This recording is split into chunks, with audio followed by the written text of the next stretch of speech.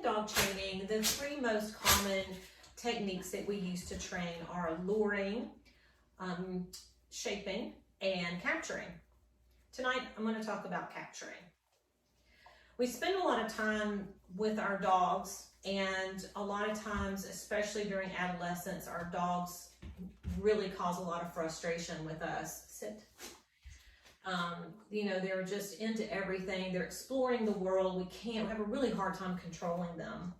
So I want to give you a little something to think about and maybe change your perspective.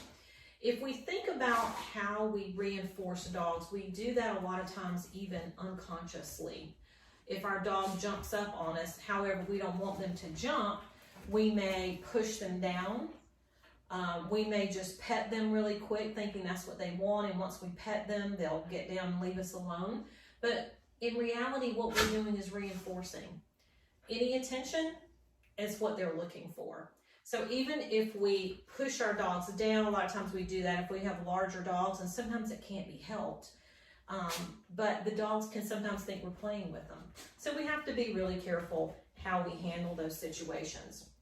So let's talk about capturing. Let's talk about thinking or looking for things that our dog does good and then reinforcing those.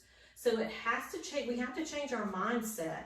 And instead of getting frustrated when our dog does something wrong, we want to make a conscious effort to look for those things that they do right.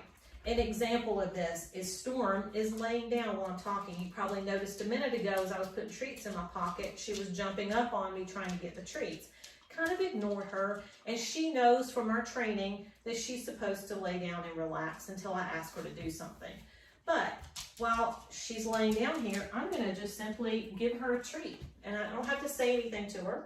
I'm capturing that behavior that I like. Pepper just sat down. She said, ooh, so now she's doing a little sit pretty.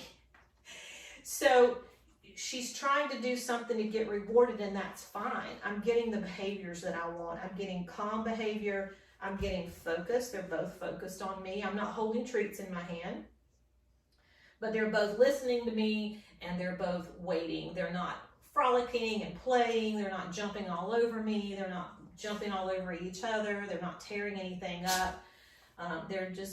They're being calm, and that's what I want. So what I want you to do then, I want you to start looking for those opportunities when your dog wears out and they're relaxing and they lay down. You can do something as simple as petting them. Those opportunities when you're standing up in the kitchen and your dog is laying outside of the kitchen. Anything like that, anything that you capture, you want to reinforce. Now, you can do this with food, or you can do this with a toy, or you can do this simply by petting your dog. Your dog and what reinforces your dog or motivates your dog is going to be what you want to use.